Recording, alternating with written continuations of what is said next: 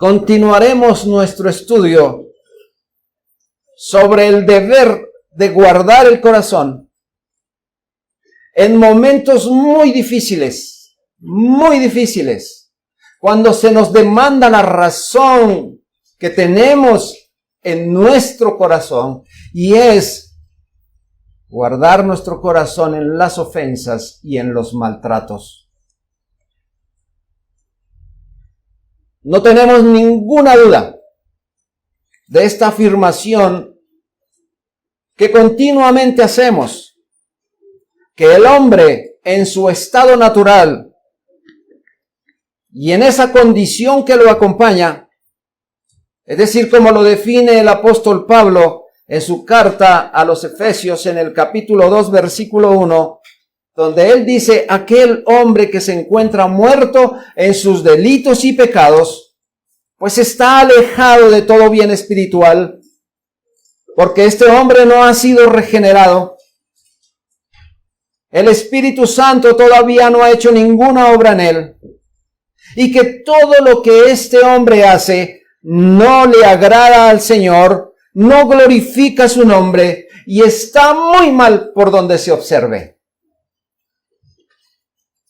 En Génesis, el capítulo 6, el versículo 5, la Biblia describe que el Señor observó el corazón de los hombres y vio Jehová que la maldad de los hombres era mucha en la tierra, y que todo designio de los pensamientos del corazón y de ellos era de continuo solamente el mal.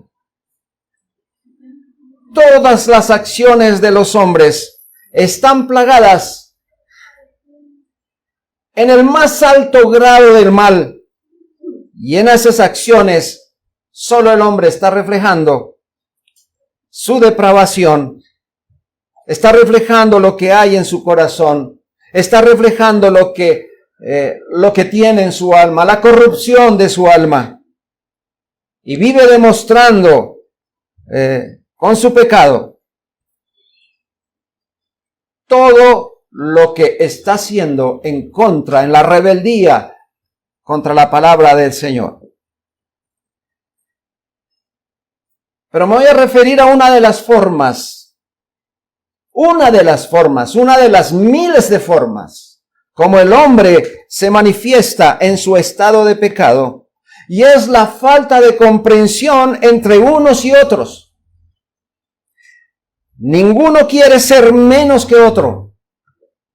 Se ha perdido la paciencia, y por tal razón solo piensan en destrozarse y devorarse unos a otros como vulgares fieras.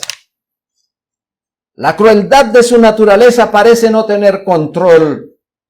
La conspiración, la injusticia, el maltrato hacia el prójimo es el pan de cada día. Nada más tenemos que hacer una observación muy pequeña al ver los noticieros o los titulares de los periódicos, y veremos el comportamiento humano, el horror del comportamiento humano. Pero no sigamos describiendo eso que, como dijimos, es natural para los seres humanos. Pero ha ocurrido algo que la iglesia también ha sido parte de este problema. La iglesia del Señor ha caído en manos de gente impía que con maltratos y con injusticias quieren destrozar la obra del Señor. El profeta Habacuc, en el capítulo 1, el versículo 13, habla al Señor y le pone como una queja a él, diciéndole: ¿por qué ves a los menospreciadores y callas cuando destruye el impío al más justo que él? Bien, es una queja que muchas veces nosotros tendríamos. Pero en esta mañana, hermano, me voy a dirigir a usted, querido hermano. Nuevamente hago alusión a quién me voy a dirigir. Es a usted, mi querido hermano. Y por ende, pues, por implicación, nuestros amigos escucharán lo que vamos a exponer. Pero me voy a dirigir a usted. Porque aunque usted pertenece a la iglesia del Señor, no está exento de tales males. ¿Quién de nosotros está exento que se nos maltrate, que se nos ofenda? ¿Quién de nosotros? Formamos parte de este mundo. Aunque no somos del mundo, dijo el Señor, pero formamos parte de este mundo. Por tanto, tenemos esos problemas encima. Hermanos, y cuando estos problemas vienen a nosotros, es muy difícil guardar el corazón cuando se han recibido esas ofensas y maltratos. Y por supuesto, seguir viviendo como si esto no pasara nada. Eso nos afecta terriblemente. Porque es que a veces, con estas ofensas, con estos maltratos, se nos hiere tanto que inmediatamente aparecen en cualquier hombre, así sea en nosotros como redimidos por Cristo, como salvos por el Señor, como personas que estamos dirigidos por el Espíritu Santo. Aparece de inmediato un impulso en nosotros y es el impulso de la venganza. Ah, me hizo esto, entonces yo también debo reaccionar. Es por naturaleza que eso ocurre, porque aún tenemos nosotros esas emociones pecaminosas. Nuestro espíritu quiere vengarse del mal al que ha sido expuesto. Pero no debe ser así. Así que con el apoyo del Evangelio, vamos a ver 5 reflexiones al menos que nos ayudarán cuando el corazón ha sido provocado, y que con humildad y silenciosamente encomendemos la causa al que juzga justamente, dice Primera de Pedro 2:23. Así que vamos a ver nuestra primera reflexión y estemos muy atentos porque ella dice que hay prohibiciones de la palabra de Dios en contra de la venganza. Hay prohibiciones de la palabra de Dios en contra de la venganza. De tal manera, hermano, que las Sagradas Escrituras tienen severas advertencias contra la venganza. ¿Qué tal si nosotros tuviéramos luz verde para tomar venganza por nuestra propia mano? ¿Cuánto daño y confusión crearíamos con esto? Ya hemos visto que luego de que el hombre ha recibido heridas, ha recibido ofensas, el hombre se enciende en ira, se enturbia el juicio y dominado por esto, comete las irregularidades más espantosas. Cuando este sentimiento pecaminoso aparece, lleva al individuo a devolver de forma desproporcionada las ofensas que le hicieron, inclusive descargando todo su furor en personas que son inocentes. Este es el caso de David, cuando solicitó algo a Nabal. ¿Recuerdan ustedes la historia? Solicitó algo a Nabal y Nabal muy descortésmente preguntó: ¿y quiénes son esos? Cuando se le llevó la razón a David, este se encendió en ira y dijo: ármense todos y vamos a destruir la casa de Nabal y todo lo que tenga. ¿Sabe? El pecador fue Nabal, pero se iba a destruir a todos los que tuvieran relación con este hombre. Bueno, a Dios gracias. Abigail apareció y evitó que David cometiera semejante travesura. Así que, hermanos, gracias a personas como estas que apaciguaron la ira de hombres que se llenaron de furor y evitaron que se hiciera esto, hermanos, agradezcamos al Señor si en nuestro camino se aparecen personas para evitar que nosotros también demos rienda suelta a nuestra ira. Esto puede pasarnos, no estamos exentos, hermanos, esto puede pasarnos. Les voy a contar una anécdota pequeña, hermanos, porque cuando yo me paro aquí es porque tengo razón para decirles esto. Alguna vez estaba en la iglesia, listo a predicar. Estaba parado en la primera silla, cuando de pronto vi que uno de mis hijos hizo una mirada como preocupada hacia la puerta, y volteo a mirar. La escena que veo es un hombre. Había comprado una gaseosa, la había batido totalmente, y vino y se la despachó totalmente a mi esposa de arriba abajo. Cuando yo vi eso, me llené de furor. Es normal que eso pase. Así que di la vuelta. Estaba hace un momentico en el cielo, pero cuando vi eso ya estaba en el suelo otra vez. Así que me volteé y me fui para atrás, lleno de ira. Pero cuando iba por la mitad del camino, el Señor tuvo misericordia de lo que yo iba a hacer. Así que se enfrió mi corazón. Vine hasta donde llegó el hombre, porque para el colmo no solamente le regó todo el líquido a mi esposa, sino que tiró la botella y le cortó un pie. O sea, estampó su firma. Y resulta que este hombre estaba embriagado. Y cuando salí y lo vi, le dije a mi esposa, ¿está bien? Ella sí, está bien, todo, ok. Fui al hombre y le dije, ¿usted qué fue lo que hizo, hermano? Y es que a mí no me gusta lo que hacen, dijo él. Y obviamente le respondí, a mí tampoco me gusta verlo a usted así. Pero por ese hecho no voy a hacer nada, hermano. Así que le voy a pedir, por favor, aléjese de aquí y evítese problemas. Salieron varios hombres conmigo.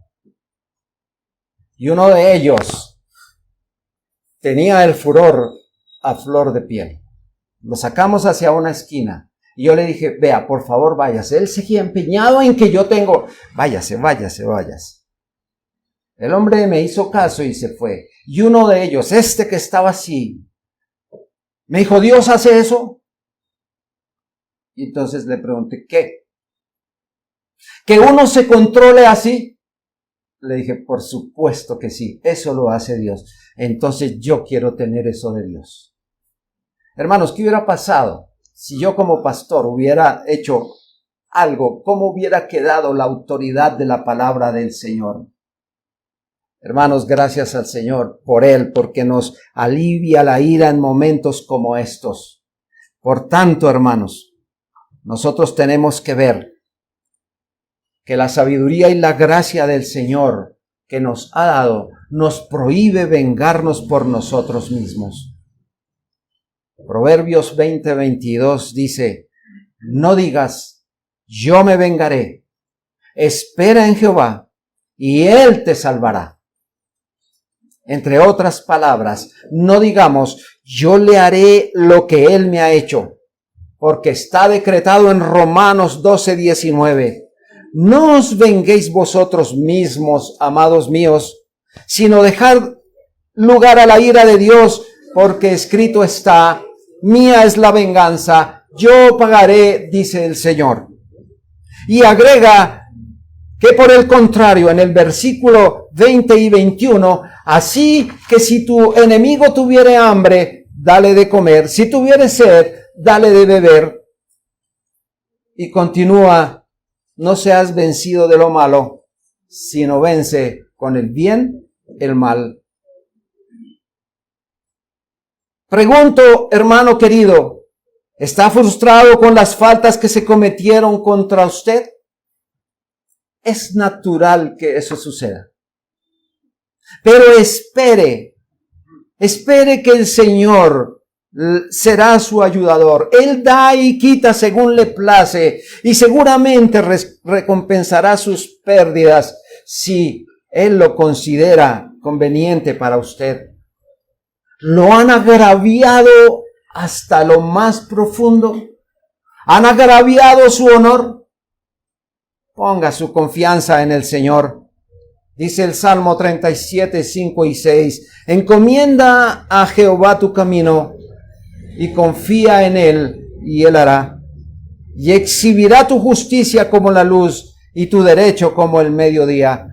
Quien restablece es el Señor, quien nos ayuda es el Señor. Así que cualquiera que sea la herida, que sea la ofensa, que sea el dolor que siente, encomiéndese a Dios, llénese de serenidad y sobre todo, como leímos el texto inicial, llénese de perdón. El Señor se encargará de disipar sus temores y lo resarcirá de lo que sus enemigos o sus ofensores le han hecho. Solo espere, deje que Dios a su tiempo obre, porque el que obra de acuerdo al consejo de Dios no es perturbado, sino que obra como conviene hacer cuando se confía en Dios plenamente. Reflexionemos entonces ahora en la siguiente observación que les traigo. Observe los modelos más sobresalientes de la mansedumbre y el perdón que están contenidos en la Escritura. En la Escritura. El dictado de la naturaleza humana es hacer conforme a lo que otros hicieron. Lo que otros vinieron y nos hicieron. Es como lo normal. O sea, ojo por ojo. Esa es como la naturaleza. Es lo más fácil. Pagar mal por mal. Pero la Escritura, como observamos, nos prohíbe hacer tal cosa, pero nos dirige ahora a que observemos con detenimiento algunos ejemplos que ella misma pone delante de nuestros ojos de aquellos que sobresalieron haciendo uso de la mansedumbre y el perdón. Tal vez usted me diga ahí ahora, es que usted no sabe el daño que me hicieron. Ninguno puede soportar un trato como ese. Pero mi querido hermano, otros han recibido igual o peor trato que usted. O si no, observe estos ejemplos de hombres más sabios y más santos que sufrieron el rigor de las ofensas. Veamos, por ejemplo, a José. José es una imagen de esto. José, el Señor lo había preparado para algo especial, pero sus hermanos lo odiaban. Sus hermanos buscaban matarlo. Observe usted que no solamente tenían esos deseos, sino que lo cumplieron. Pero como no pudieron hacerlo, lo vendieron como esclavo en Egipto. Y llevado a Egipto, allí sí que fue peor su humillación, peor su maltrato. Yo creo que como persona, José solo podía decir, y bueno, ¿y qué mal hice para que me traten tan mal como me están tratando en casa y ahora aquí? Pero eso no se quedó allí. Como les dije anteriormente, esperemos en el Señor que Él resarcirá todas estas cosas. Así que José fue levantado por el Señor, y cuando José estuvo en el poder y su confianza continuó solamente en Él, algún día tuvo que encontrarse con sus hermanos. Y cuando sus hermanos supieron quién era el que estaba ahí delante de ellos, pensaron, ahora José se vengará de nosotros, y con toda razón. Pero en Génesis 45, versículo 4, José más bien les dijo, acérquense ahora a mí. Y ellos se acercaron y les dijo, yo soy José, vuestro hermano, el que vendisteis para Egipto. Y en el versículo 15, luego de algunas charlas más y menos, dice, José besó a todos sus hermanos y lloró sobre ellos. Un gran ejemplo de alguien que recibió muchos males, pero su respuesta no fue mal por mal. Si ustedes miran el caso de Moisés, otro hombre llamado por Dios, pero también fue sujeto a ofensas, fue sujeto a chismes y demás. En Éxodo 17, versículos 3 y 4, dice que cuando el pueblo tuvo sed y estaban en un lugar donde no podían tomar agua, dice la Escritura, el pueblo murmuró contra Moisés y dijo, ¿por qué nos hiciste subir de Egipto para matarnos de sed a nosotros, a nuestros hijos y a nuestros ganados? Entonces Moisés oró al Señor. Moisés oró al Señor y preguntó al Señor, ¿qué haré con este pueblo? De aquí a poco me apedrearán. Esta gente no estaba jugando. Las ofensas de este pueblo contra Moisés no eran suaves. Su vida corría peligro, pero la confianza de Moisés estaba en Dios y fue el Señor quien lo ayudó y le defendió. Pero la Escritura está llena de casos como estos, pero el tiempo no me va a alcanzar para decirles a ustedes cuántos más hay. Pero observemos a David, a los profetas, en fin, hermanos, mucha gente que fue ofendida y maltratada. Pero el ejemplo más importante que yo les traigo aquí, y el ejemplo más noble para que nosotros miremos, es el caso de nuestro Señor y nuestro Salvador. Es el ejemplo del perdón del Señor, quien no devolvió mal por mal, sino que oraba cuando sus asesinos le crucificaron. Lucas 23:34 dice la Escritura, y Jesús decía, Padre, perdónalos, porque no saben lo que hacen. Primera de Pedro 2:23 añade, quien cuando le maldecían, no respondía con maldición. Cuando padecía, no amenazaba, sino encomendaba la causa al que juzga justamente. Y en el versículo 21 de esa misma carta y capítulo, dice, dejándonos ejemplo para que sigáis sus pisadas. ¿Acaso no es el mejor ejemplo de amor y perdón nuestro Señor Jesucristo? ¿Acaso nosotros como cristianos no queremos ser semejantes a Él? ¿Ser como Cristo? Aprendamos de Él, tal como sus apóstoles hicieron, imitaron ese glorioso ejemplo del Señor. Así que, mis amados hermanos, hay que esforzarse por tener esa virtud que en sí es la verdadera excelencia de los cristianos. Espero en el Señor, y cualquiera que sea la forma en que Dios trate a sus ofensores, tenga la seguridad, Él los salvará. Y es lo único razonable que podemos desear, que el Señor perdone a nuestros ofensores, tal como nosotros les perdonamos. Nuestra tercera reflexión. Ahora observe esto, hermano. Considere el carácter del ofensor. Considere, mi amado hermano, que no todo el tiempo ha de recibir ofensas de personas perversas. También las puede recibir de personas piadosas.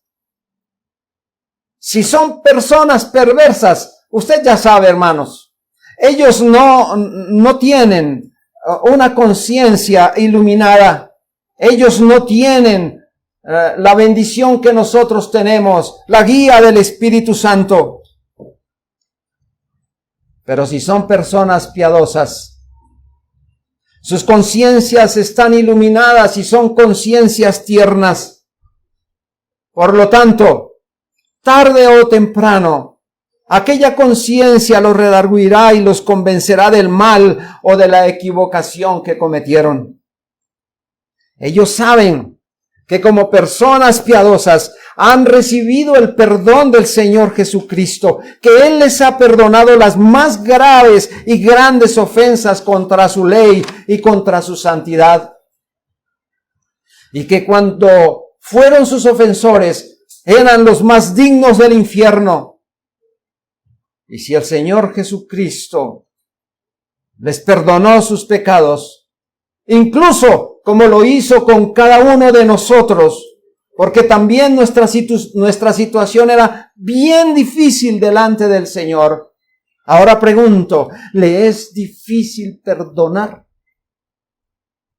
Si el Señor Jesucristo perdonó tan gigantes y graves ofensas, ¿por qué reprendemos tan duramente? ¿Por qué tratamos tan duramente a nuestro hermano por esa ofensa insignificante que cometió contra nosotros? El apóstol Pedro pensó que hay que perdonar al ofensor, y bien lo hizo. El apóstol Pedro vio que al hermano no hay que guardarle rencor ni tomar venganza contra él. Pensó que hay que perdonarlo, que hay que perdonarle toda injuria y volver a tratarle como hermano o como amigo. Por tal razón, el apóstol Pedro, allá en Mateo 18, versículos 21 y 22, se le acercó Pedro al Señor y le dijo: ¿cuántas veces perdonaré a mi hermano que peque contra mí? ¿Hasta 7? Y el Señor Jesucristo le respondió: no te digo hasta 7, sino aún hasta 70 veces 7. Pedro piensa que perdonar al ofensor 7 veces en total es mucho, pero él no pensó que hay que perdonarlo 7 veces al día, sino era 7 veces en total. Este hermano pecó contra mí, va una. Volvió a pecar, van 2. Y a la 6ª, tarjeta amarilla, hermano, ya está llegando al límite. Esa no es la manera de perdonar. La respuesta del Señor Jesucristo fue mucho más allá y le indicó a Pedro que siempre hay que perdonar al ofensor, que no hay que llevar la cuenta cuántas veces se le perdona, así que se debe perdonar al prójimo. Escúcheme, siempre, siempre. No importa la ofensa. No puede ser mayor cuando se ha recibido el perdón de Dios para nosotros. ¿Cuánto le ofendimos al Señor? No lo olvidemos. Por tal razón hay que perdonar a nuestro ofensor. Hermanos, pero si el ofensor es un impío, entonces yo les voy a decir, es aquí donde verdaderamente tiene mayor razón para ejercer más compasión y no venganza. Recuerde que esta es una persona que no tiene el don de Dios, que es un miserable, que está engañado, que es un esclavo del pecado y es un enemigo de la justicia. Recuerde eso. Porque si algún día el Señor tiene de él misericordia y lo salva, muy seguramente ese individuo querrá resarcir el daño que causó. Pero si su condición permanece impenitente, llegará el día en que será castigado según la medida de sus pecados. Usted no tiene que vengarse. Es Dios quien lo hará. Ahora reflexionemos en nuestro cuarto punto. ¿Ha recibido algún bien de las injurias y maltratos recibidos? ¿Ha recibido algún bien de esto, hermano? Cuando lo han maltratado, ¿ha aprendido algo? Hermano querido, dígale a su corazón que responda a esta pregunta con la mayor sinceridad y cordura. ¿Ha aprendido algo de esto?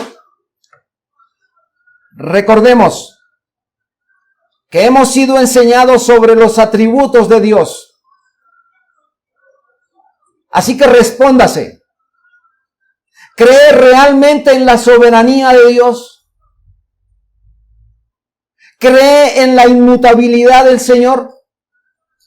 ¿Cree en su misericordia? Si sus respuestas han sido afirmativas, entonces no se sorprenda, mi querido hermano, por lo que Dios está haciendo con usted. Todos sus tratos, todas sus providencias que Él ha desatado sobre nosotros o sobre usted, lo seguirá haciendo ese trabajo con nosotros. El Señor continúa el trabajo en el creyente, lo continúa perfeccionando, de manera que la Escritura dice, el que comenzó la obra en nosotros, la perfeccionará. Y tiene que usar cosas como estas para perfeccionarnos también. Aquí nada aparece por el azar, ni porque nosotros lo hayamos buscado. Es porque Dios sabe lo que usted y yo tenemos que dejar, y Dios sabe lo que usted y yo tenemos que tener, o debemos tener mejor. El Salmo 48:14 dice, porque este Dios es Dios nuestro, eternamente y para siempre. Él nos guiará aún más allá de la muerte. Así que la guía del Señor permanece todos los días sobre nosotros. Hay cosas que el Señor necesita pulirnos. Y cuando viene esa lima sobre nuestro corazón, muy seguramente nos dolerá. Muy seguramente no nos gustará. Pero es el trabajo del Señor. Decía el pastor hace unos días que la iglesia es un taller donde el maestro está trabajando todos los días con nosotros. Así que en todos esos cincelazos, martillazos, etcétera, ay, bueno, nos duelen, pero algo tenemos que aprender. Él seguirá obrando en nosotros, tanto en el querer como el hacer, por su buena voluntad. Dios desea que todo orgullo y jactancia del corazón desaparezca, porque quien debe recibir aquí toda la gloria es Él. Proverbios 16:9 dice, el corazón del hombre piensa su camino, mas Jehová endereza sus pasos. Si hay algo que está torcido, el Señor lo enderezará. Como sea, valiéndose de lo que sea. Pero si Él ve que nosotros estamos caminando torcidos, enderezará todo lo que está así. De tal manera que si usted y yo no hemos aprendido de las ofensas, de las injurias, y no se ha sacado nada productivo de ellas, será necesario volver a ser avergonzados y afligidos con esas duras pruebas. Dijo alguien, el que no ha aprendido la lección está condenado a repetirla. Pues aún el corazón no ha entendido el bien de tales problemas y todavía se posee un carácter muy distinto al de Cristo. La paciencia y la mansedumbre de otros cristianos, ellos han convertido todas las injurias que han recibido en algo bueno. Sus almas han sido animadas a alabar a Dios cuando han sido cargadas por el aborrecimiento del mundo. Permítanme describir una escena también muy patética, y nosotros qué hubiéramos hecho en este caso.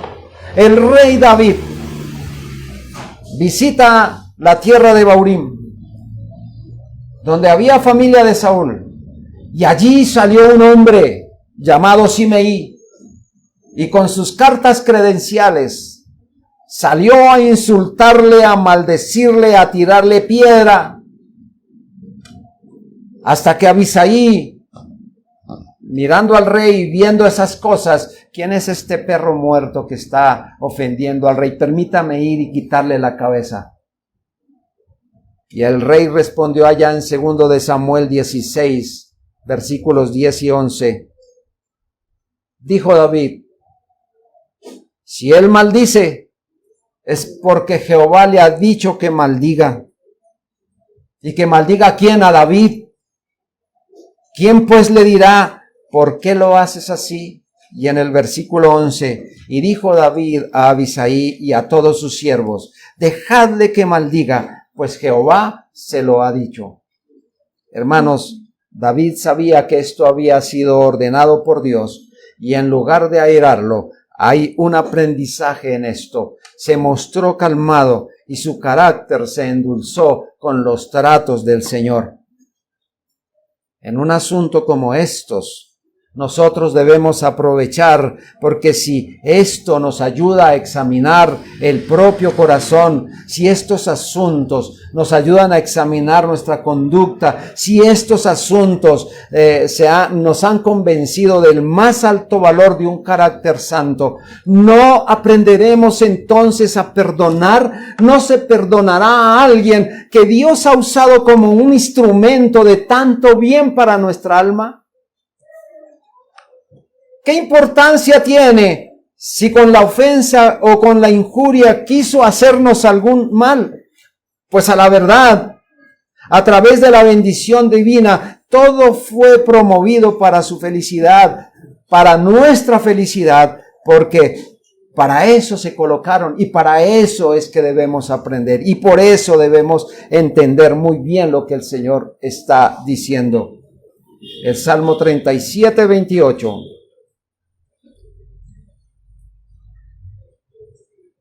Dice, porque Jehová ama la rectitud y no desampara a sus santos. Y termina, y para siempre serán guardados. Y nuestra última reflexión, nuestra quinta reflexión. Considere usted, hermano, cuántas veces ha ofendido a Dios diariamente. Las Sagradas Escrituras dice en el libro de los Salmos, en el capítulo 14, versículo 3. Salmos 14, 3. Todos se desviaron, a una se han corrompido. No hay quien haga lo bueno, no hay ni siquiera uno. Volvemos, los hombres por naturaleza son depravados en el alma y ofenden a Dios. Pero deténgase un momento y piense, ¿solo ellos ofenden al Señor? ¿Solo esos que están depravados en su alma? ¿Cuántas veces nosotros hemos ofendido al Señor cada hora del día?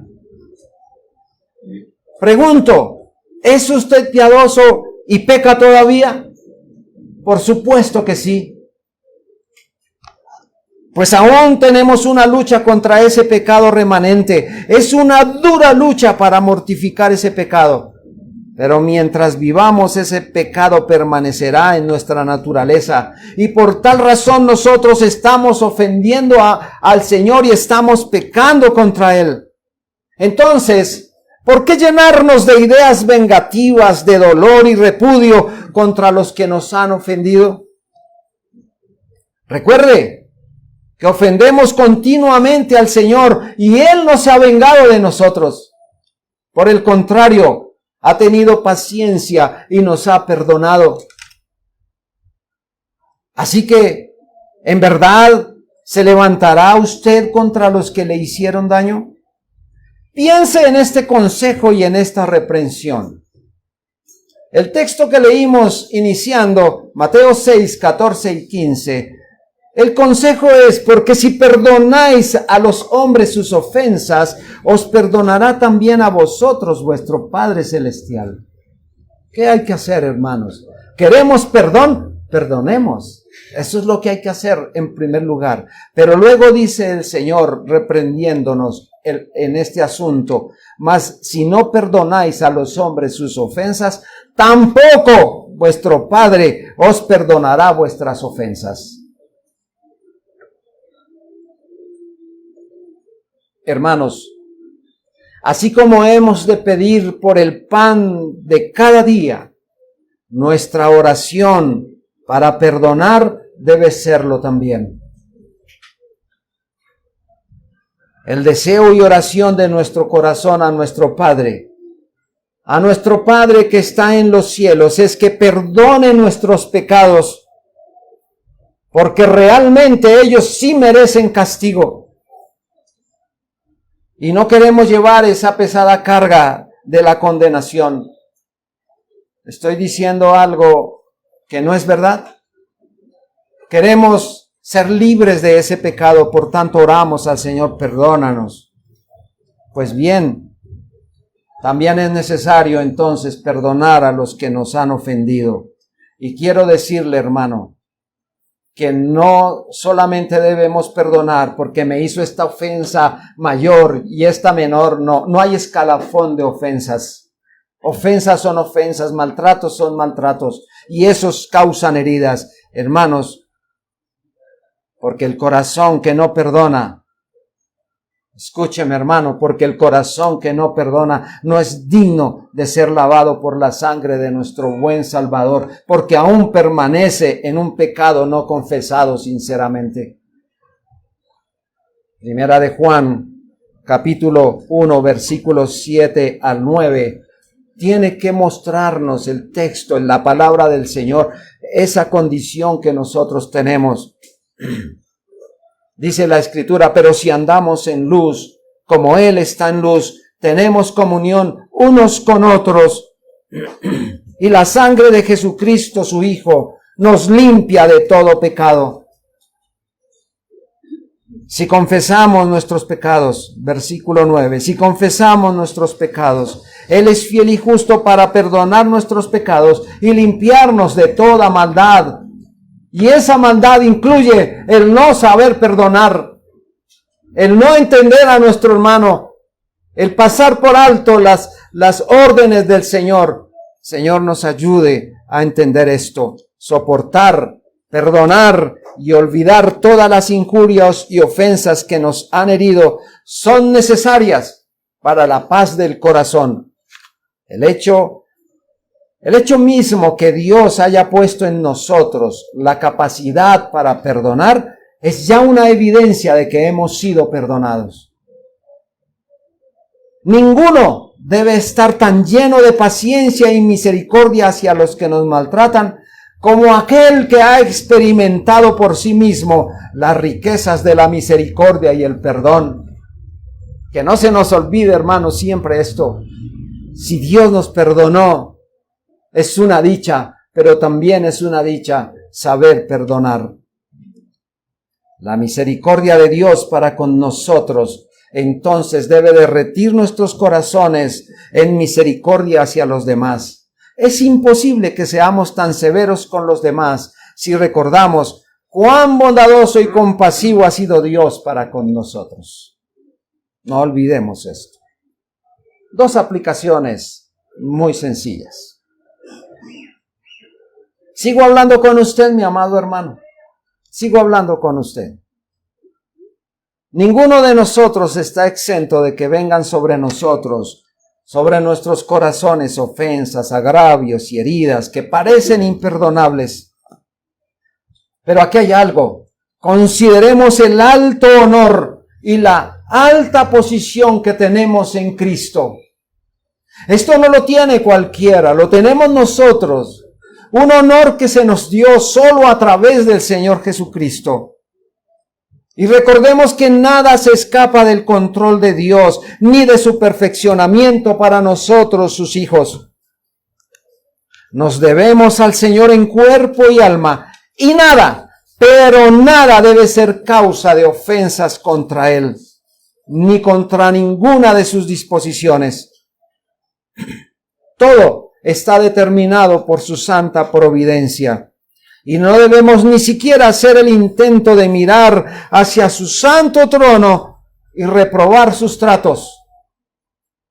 ¿Quiénes somos nosotros para ver la grandeza del Señor y decirle por qué está haciendo eso con nosotros? ¡Qué irrespeto sería! Líbrenos el Señor de estas cosas. Así que bienvenidos son esos tratos. Él lo determinó. Y los debemos aprovechar.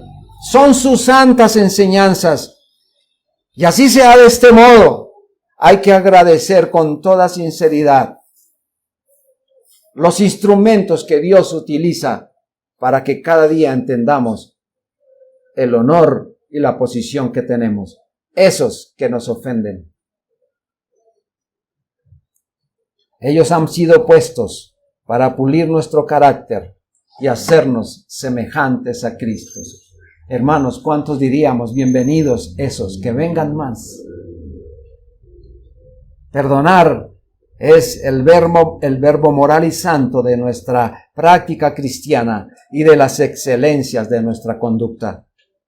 Romanos 12, versículos 17 y 18, dice: no paguéis a nadie mal por mal, procurad lo bueno delante de todos los hombres, si es posible. En cuanto dependa de vosotros, estad en paz con todos los hombres. No solo hemos de bendecir a los que nos bendicen, sino bendecir a los que nos maldicen y a los que nos persiguen, sino que también hemos de hacer siempre el bien a los que nos hacen o nos han hecho el mal. No se puede guardar la paz a precio de nuestra profesión cristiana. Es decir, hermano, no podemos decir yo soy un cristiano y estar en problemas con mi hermano. Iglesia del Señor, una vez más el Señor habla a nuestro corazón en esta situación. Entendamos esto. Vivamos esto que aprendemos. Sé que son exámenes muy difíciles de pasar, pero dependemos del Señor, dependemos de su gloria, dependemos de su guía. Así que no demos por acabado esto, que el Señor siga trabajando en nuestro corazón. Amigos,